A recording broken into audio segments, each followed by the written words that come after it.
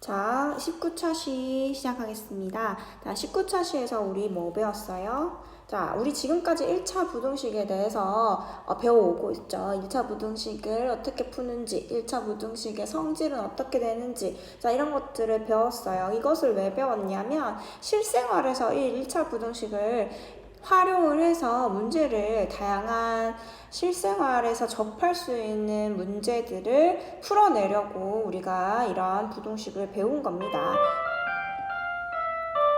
자, 그래서 그 1차 부등식으로 해결할 수 있는 문제들을 지금 교과서에서 몇 가지 다루고 있죠. 그래서 그거를 선생님이 과제로 냈어요.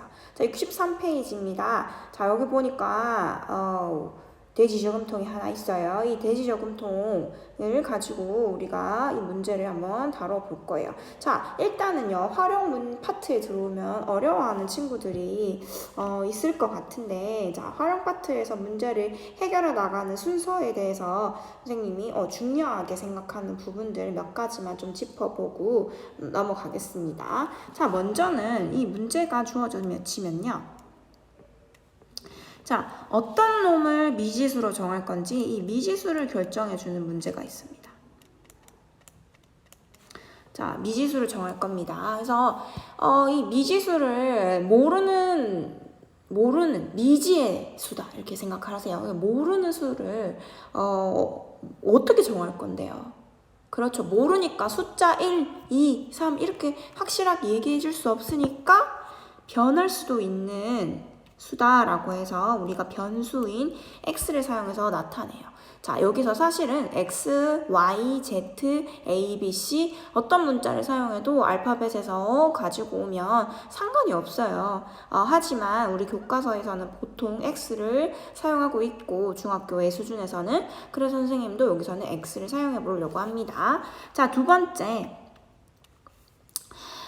그리고 나서는요, 이 무엇을 미지수로 줄 건지, 그리고 이 문제 안에서는요, 이 x를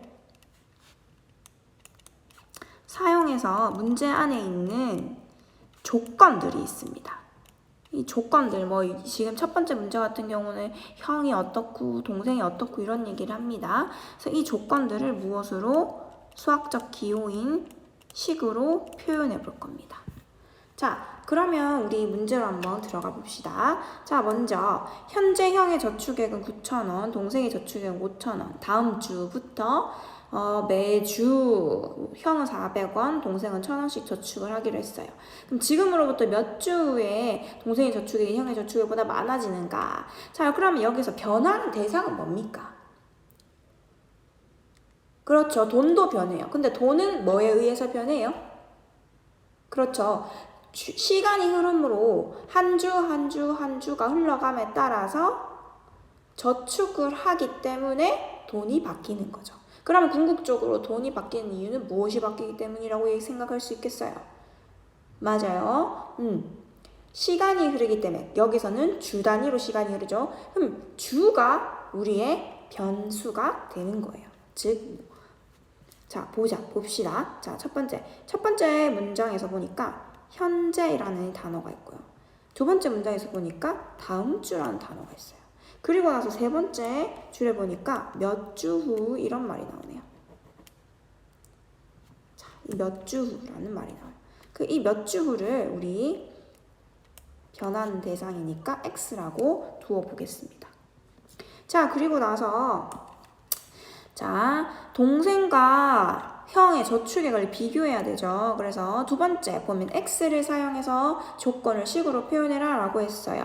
그러면 두 사람의 돈의 양을 저축한 저축액을 무엇으로 우리가 사용하기로 했는 변수 x를 사용해서 조건을 식으로 나타내야 됩니다. 그러면 x주 후에 형의 저축액은 어떻게 될까요?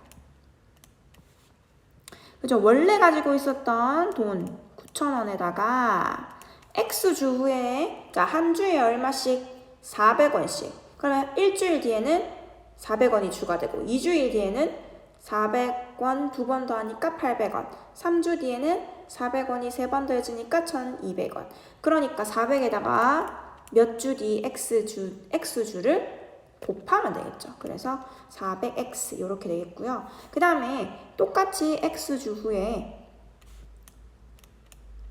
동생의 저축액은 어떻게 될까요? 자, 원래 가지고 있던 돈 5,000원에 더하기, 자, 동생은 주당 얼마씩? 1,000원씩 곱하고 한 1주, 2주 뒤에 해서 자, 똑같은 이유로 1000x를 더해주면 됩니다. 5,000원에. 자, 그런데 문제 조건을 보니까 동생의 저축액이 형의 저축액보다 많아져야 된대요. 많아져야 된대요. 자, 그러면 동생의 저축액을 우리 표현해 볼까요? 아까 표현해 놨으니까 5,000원에 더하기 1000x 하면 x주 후에 동생의 저축액이 되겠고, 자, 그런데 이것이 형의 저축액인 9,000원 더하기 400x보다 어때야 된다? 그렇죠. 많아야 된다. 많아지게 되는 그러한 주차를 우리 몇 주차부터 또 형보다 동생의 돈이 더 많아질까를 구해야 되죠. 그래서 이 문제 조건을 x로 나타냈고 그것을 이제 완전한 이 식으로 나타낸 거예요. 동생의 돈이 형의 돈보다 많아진다. 언제부터? x주 후부터. 자, 이렇게 되는 거예요. 자, 그리고 나서 이제 이 1차 부등식을 풀기만 하면 되겠죠. 400x를 좌변으로 옮기죠. 그러면 그래요. 이항하면 부호가 달라지면서 따라서 1000원, 1000x 빼기 400x는 600x. 자, 그리고 우변에는 9000 빼기 5000이니까 4000. 자, 더하고 빼기고 하는 것은 부등호의 방향에 영향을 끼치지 않죠. 그래서 좌변이 더 크다는 건 유지가 되어요. 자, 그리고 나서 좌변에 x 앞에 있는 개수를 1로 만들어줘야 되니까 양변을 무엇으로 나눕니까? 그래요. 600으로 그냥 나누어 버리면 되죠. 그럼 600분의 4000은요. 선생님 계산을 해보니까 3분의 20이고요. 600은 양수니까 부등호 방향의 변함이 없어요. 그래서 이렇게 돼요. 자, 그리고 나서 3분의 20이라는 것은 6과 3분의 2예요. 그러니까 이놈을 소수로 나타내면 3분의 2는 0.66666 0.6 소수점, 순환 마디가 6인 0.6인 순환 소수가 되어요. 따라서 이것을 나타내었더니 6.6 소수점 땡. 순환 마디 6. 자, 이렇게 되겠다. 자, 그러면 우리 주는요, 자연수죠. 따라서 6.6 땡보다 큰 자연수는 어떤 수예요? 7부터죠. 근데 몇 주 때부터 이 돈이 몇 주 후부터 동생의 저축액이 형의 저축액보다 많아지는지 구하라고 했으니까 커지기 시작하는 첫 번째 주차가 언제라는 거예요. 6.6 땡보다 조금 더 큰, 그렇죠, 7주가 되겠죠. x는 7, 여기에 해당하는 수는 7이 제일 작은 수니까. 따라서 7주차 때부터 동생의 저축액이 형의 저축액보다 더 많아지게 되는 거예요. 자, 그러면 이 문제를 풀었으니까 우리 2번 문제도 같이 한번 풀어보겠습니다. 자, 2번 문제에서는요, 사다리꼴의 넓이를 구하라고 합니다. 자, 사다리꼴의 넓이를 알려면은요, 우리 어떤 정보가 필요합니까? 맞아요. 여기서 주어져 있는 것도 있고 안 주어져 있는 것도 있어요. 무엇이 주어져 있는지 볼게요. 자, 사다리꼴의 넓이를 구하기 위해서는 윗변과 또 잘 안 보이네요. 윗변과 또 어떤, 그쵸, 아랫변, 이거 두 개를 어떻게 해야 돼요? 더해야 되죠. 더하고 나서 곱하기 누구? 이 높이를 해주어야 되죠. 자, 이거는 왜 그렇게 되는지 다 아는 거 맞죠? 자, 왜 얘를요, 어떻게 두 개를 어슷하게 이 똑같은 사다리꼴을요, 어슷하게 똑같이 여기다가 붙여버리면, 요렇게 붙여버리면 평행 사변형이 나와요. 그래서 평행 사변형을 구하는 방법은, 그쵸, 아랫변 곱하기 높이였죠. 근데 이 아랫변이 뭔데요? 사다리꼴에서의 윗변과 아랫변의 합이었죠. 자, 그렇게 해서 이 평행 사변형의 넓이를 구하면 그것은 우리가 구해야 되는 하나의 사다리꼴 넓이의 몇 배? 이게 2개가 있는 거니까 2배니까 곱하기 2분의 1을 하는 거예요. 자, 이것을 우리가 식으로 한번 나타내 볼 건데 식으로 나타내기 전에 우리한테 없는 정보 무엇이죠? 그렇죠. 아랫변 길이 x, 이놈 없네. 그래서 이 x를 사용해서 넓이를 사용해 봅시다. 넓이를 나타내어 봅시다. 자, 그러면 윗변과 아랫변의 길이의 합은 6 더하기 x 그리고 높이는 10 곱하기 2분의 1 빼먹으면 안 되겠죠. 그래서 이것을 식으로 나타내면 간단히 하였더니 2분의 1 곱하기 10은 5니까 5 곱하기 6 더하기 x. 자, 이것을 우리 전개해보면 어떻게 되어요? 30 더하기 5x죠.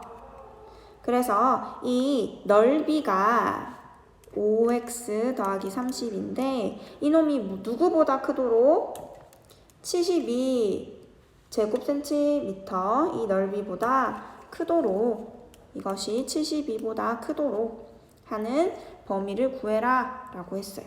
그럼 5x는 자 72 빼기 30을 이항하면 마이너스 30 되니까 42가 되겠죠. 자, 그러면 이제 나누기를 하면 되죠. 5는 10의 약수니까 분모가 5인 것은 순환소수로 나타낼 수 있죠. 그래서 계산을 하면 8.4라는 것을 압니다. 그러면 아랫변의 길이의 범위를 구하라고 했으니까 아랫변은 적어도 몇 cm 이상?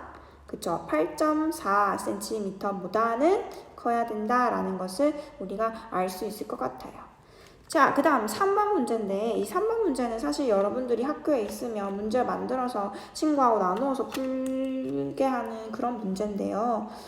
그렇게 할 수가 없잖아요, 우리가. 그래서 옆에 있는 예시 문제 같이 한번 다뤄보도록 하겠어요. 자, 일단은요, 이런 활용 문제에서는 눈을 크게 뜨고 이야기를 정말 꼼꼼하게 읽어야 돼요. 문제를 대충 읽으면 잘 안 풀려요. 자, 봅시다. 꼭 가게에서 한 송이에 1,300원인 장미를 포장하여 살려고 해요. 포장하는 가격이 5,000원이다. 그러면 18,000원으로 장미를 몇 송이까지 살 수 있는지 구하래요. 자, 얘들아, 설마 장미 한 송이를 개별로 포장한다고 생각하진 않겠죠? 자, 무슨 뜻이야? 자, 이렇게 꽃이, 선생님 그림을 잘 못 그리지만 이렇게 있어요.